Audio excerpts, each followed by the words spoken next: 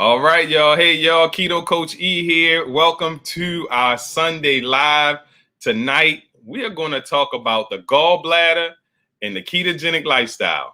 Stay tuned.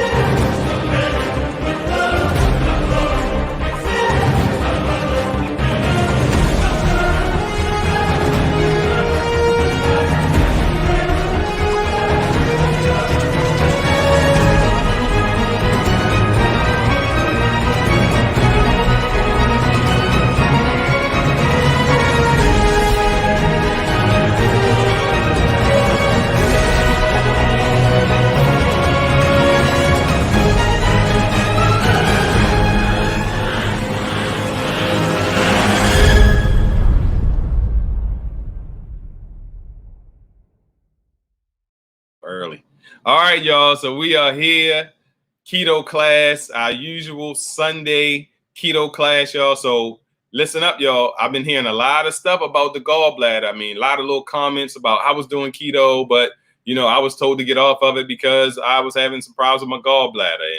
And all of these things I've been hearing this week. And I tell y'all, a lot of times, a lot of my content comes from just peeking in on content from pages and just seeing what people ask on my page and things like that. So I've seen this comment maybe 2 or 3 times this week about the gallbladder and gallstones and blaming it on keto. So I definitely wanted to educate exactly what that's about. Like, where is that coming from? Is it true? Is it not true? Give you some of the facts, give you the fiction, so that y'all can all make an educated decision for yourself.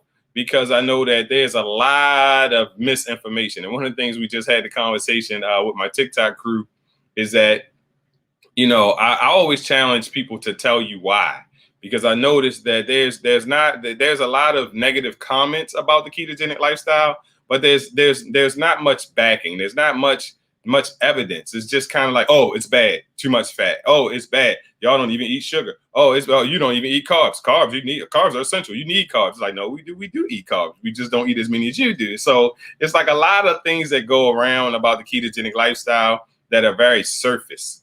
And I like to just dig deeper and share the science. And I always encourage anyone who feels like they don't agree, share the science. Share the science with me, and then we can have a conversation. But the surface responses, I think, are bad for individuals who are benefiting from the ketogenic lifestyle and understand how it's changing their life. And then somebody comes along and says, "Oh, you're going to get gallstones," and it's like, well, how is that going to happen? And most people don't have the wherewithal to even say, well, let me research it, or don't even know how to research it, or you go look at a scientific study and it's a lot of information. It's a lot of information. So that's why I do what I do, because I want to share with you guys what I know, what I've learned over time, so that you can make an educated decision. So Jessica or Jesse says, let's get educated keto. Love it. Yes. So there's Jessica. So educated keto, yes, that's what we call it in the Keto Coach E community. We call it educated keto. It's not strict keto. It's not lazy keto. It's not dirty keto. It's not relaxed keto. It's educated keto. So it's you can move in any direction you want to move in, because you're educated about the lifestyle and you know what's going to work for you, what's not going to work for you. Hey, Miss Karen.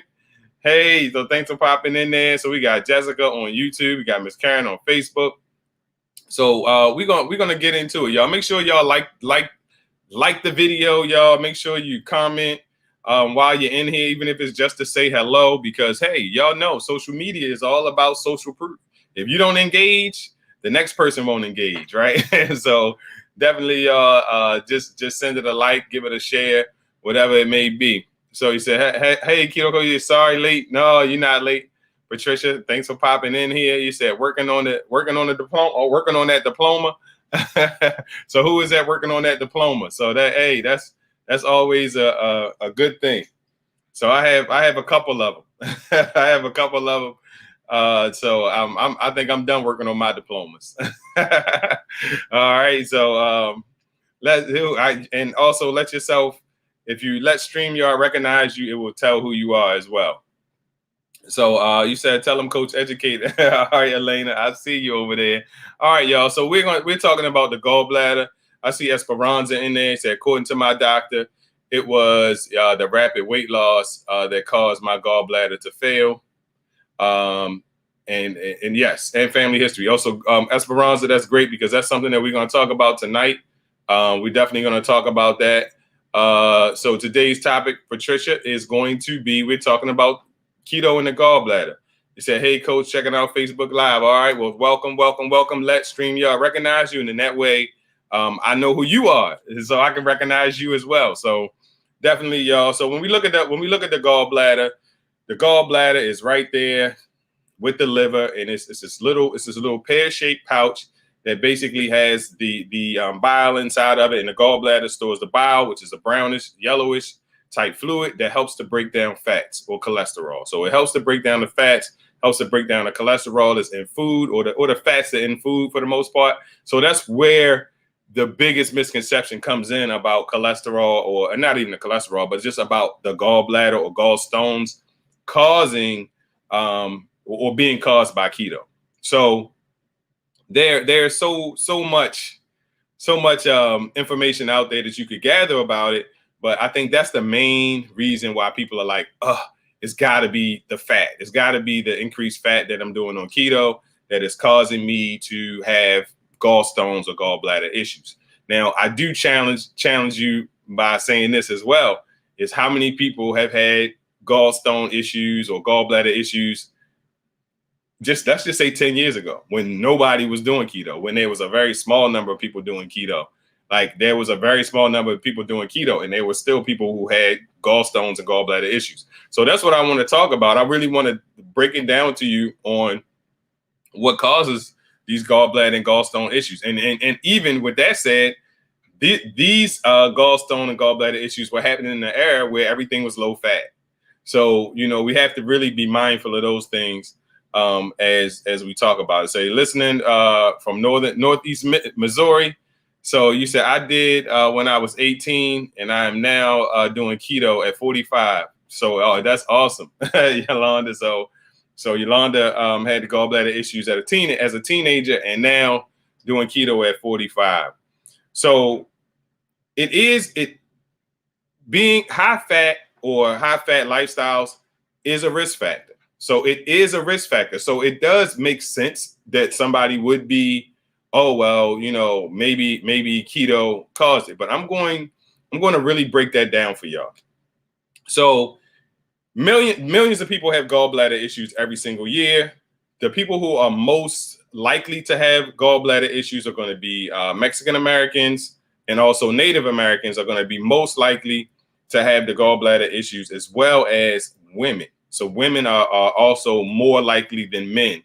So imagine if you are a Mexican American or Native American woman, then your risk level of getting the gallbladder issues are going to be a lot higher. So because of the secretion of the high levels of cholesterol in Mexican Americans and Native Americans, then that's why they are predisposed to having that. So most commonly, people will start to notice that they may have some gallbladder issues when they get over 40, and more likely in their 60s, people will start to notice that they will have gallbladder issues. Women, again, are 2 times more likely to have gallbladder issues or have gallstones, because that's what I'm basically talking about, is have gallstones more so than women. So here goes some of the risk factors. And like I said, y'all, this is going to be really quick class because I'm just going to break down the facts. And hopefully if you ask some questions, we'll chime in on some of that. But one of them, as was said, was rapid weight loss. So it is said that you should lose 1 to 2 pounds a week. So if you lost 2 pounds a week, that's about 8 pounds a month. So most people don't lose more than 8 pounds a month on a regular basis, maybe 8 to 10 pounds a month. Is like is considered a good weight loss governmentally. That's what they say governmentally, that you should lose 1 to 2 pounds a month. And if you lose more than that, then you're losing it rapidly.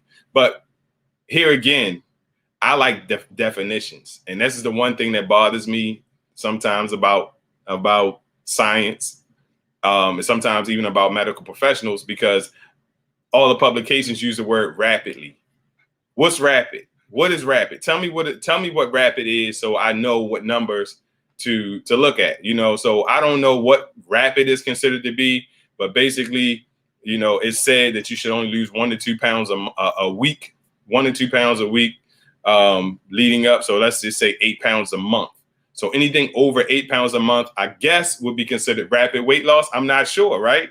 Because they don't necessarily specify as to what is considered rapid weight loss. What does that word really mean? And this is when I talk about, like, let's be specific. Let's really talk about the science. So these are the things that go on in my brain when we talk about this stuff, is that it says that rapid weight loss can cause gallstones. So can we blame that on the ketogenic lifestyle? Some may say, oh, it was because I was keto that these gallstones developed, because I lost weight rapidly. So it's one of those things where, as when I get into some of these other risk factors, it's like, which risk factor is going to be more detrimental to you? So diabetes is a risk factor. So diabetes is usually attached to high carb lifestyles, high sugar lifestyles, high carb lifestyles. So they're also usually associated with being overweight or being obese, or even gaining that weight while being diabetic. One other thing that I'm going to talk about that diabetes is also associated with is cholesterol medication. So the cholesterol medication is also a risk. So those statin drugs and cholesterol medications are also a risk. So a person that is diabetic, most of the time needs to lose weight. Most of the time have been put on some type of statin drug because they're considered to be diabetic. So that adds to the risk as well. And then if that person who was diabetic happens to lose weight, let's say 2 pounds a week, then they're considered to have lost weight rapidly, which gives them 3 levels of risk.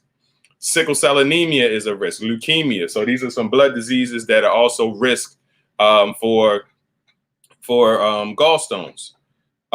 Women who've had multiple pregnancies. So if you're a woman and you have more than one child, then you're so, I mean, I'm sorry, ladies. I'm sorry, ladies. It's not me. This is the science. All right. This is the science, right? So women who've had more than one child, and this could also attribute to the risk factors by women having more risk as well. Birth control. So if you've ever taken birth control, you ever been on birth control, if you ever been on any hormone medicines that alter your hormones, any hormone therapy, if you ever had taken any estrogen, any of those type things, that also increases the risk of having gallstones. So I talked about the cholesterol or the statin drugs. So those as well. So here again, females over 40, Native Americans, Hispanics, being overweight, also being sedentary. Maybe you're a driver. Maybe you sit in a truck for long periods of time and you're just driving for miles and miles and miles. Maybe you have a job where you sit down for 8 to 10 hours a day at the desk and you really don't get up and move around. Maybe you just sit on the couch all day. So maybe you have another illness that doesn't allow you to be as mobile. So these things can also have in that sedentary lifestyle. We talked about pregnancy, a high fat diet. So that is a risk factor. A high fat diet is a risk factor. But let's look at all of these other ones as well and not just say, oh, it's the high fat diet, right? Diabetes. So we talked about sickle cell. We talked about leukemia. We talked about rapid weight loss, birth control. And I take these notes so I make sure that I touch on every single thing. And it's reiterated. So when we talk about risk factors, here go the main 4 risk factors. Age, we talked about being over 40. Usually being over 60 increases that even more. Your gender, which we just talked about, women tend to have gallstones more than men. Heredity, which we did not talk about heredity, but heredity is another risk factor, and obesity. So those are the top four. So none of those are talking about, some of the other things that none of those say the ketogenic lifestyle.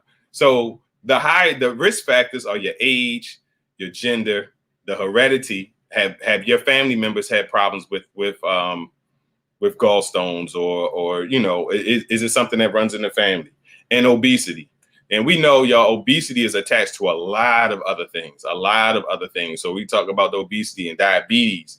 So you talk about fatty liver, because they talk about the liver producing that cholesterol that ends up in the bile, which actually over accumulates. It messes up the balance of bile, of the bile acids to the cholesterol, and then the cholesterol deposits are too many, and they start to crystallize, or they start to harden. So that's where those gallstones come from.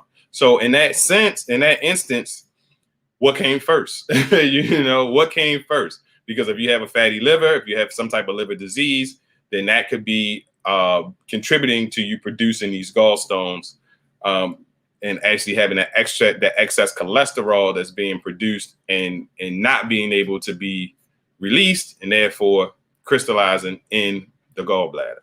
All right, so that's the main thing that I really wanted to talk about. But also, when you really look at it, gallstones can happen to someone who is quote unquote eating properly. So someone who is quote unquote eating properly can also get gallstones. I'm sure that there's people who are in the gym, who are super healthy, who have great physique, who focus on eating well, who've had gallstones. So truly, scientifically, in every scientific study that you look at, and I looked at a lot of stuff from the Mayo Clinic and a lot of the articles from WebMD, and I hate to say articles, but studies/articles from WebMD, is I looked at a lot of those, and pretty much there is no conclusive evidence of exactly how these things are formed, other than these risk factors that I talked about. We know that they are cholesterol deposits, as well as calcium deposits, that actually cause these stones. And the majority of them are caused by cholesterol deposits, which here again is why people have the mindset that keto is causing these, because people have the mindset of thinking that, oh, it's high fat, it must be this, but not taking into consideration all of the other factors that we just talked about, your nationality, your gender, whether you're diabetic, whether you're overweight, have you lost a considerable amount of weight? So all these, are you on statin drugs? All of these other things, all these other components to the puzzle. Also, so we just talked about a normal, let's say normal, whatever normal can be considered. A person who is eating healthy can get gallstones, and it is there are people out there who have gallstones who are generally healthy. We just saw here, someone has spoke about being 18 and having gallstones. So we also talk about, you can get gallstones on a low-fat lifestyle. So someone who is eating a low-fat or an extremely low-fat lifestyle can also get cholesterol deposits, because the gallbladder doesn't have to do as much work, so the cholesterol starts to build up in the bile and the cholesterol, and it messes up the balance, and therefore you start to get those deposits. So you see that every single type of lifestyle can be responsible, based on science, can be responsible for gallstones. And there is no conclusive evidence on exactly what is causing these gallstones to happen. So when people say keto did it, my doctor told me to stop it because I was doing keto, that drives me completely bonkers, because in my mind, I'm like, give me the science behind it. Tell me why. Tell me why that happens. And then I think about this. How long does it actually take for a gallstone to develop? People will be doing keto for 3 months, 3 weeks, 1 month, 30 days, and they'll swear keto caused the gallstone. They'll swear it was caused by keto, and some gallstones can take 5 to 20 years to even grow and develop in your gallbladder in order to become so prevalent that you notice it. Because there are people who have gallstones right now that don't have any symptoms, and they may not see it unless they have a sonogram or something like that. So let's get that out of the way as well. So here goes some prevention. So I talked about I talked about the main reasons people get them, and I know I ain't looked at the comments. I'm gonna look in a second. So we talked about the main reasons: age, gender, heredity, obesity. Okay, so we talked about that. Now let's talk about prevention. So these are prevention. This is the prevention coming from the Mayo Clinic. So this is the Mayo Clinic telling us this is how you prevent. This is how you can prevent getting gallstones. One, don't skip meals. Now that is kind of weird because we do talk about intermittent fasting on the ketogenic lifestyle. Some people do intermittent fast, but they basically are saying don't have a regimen.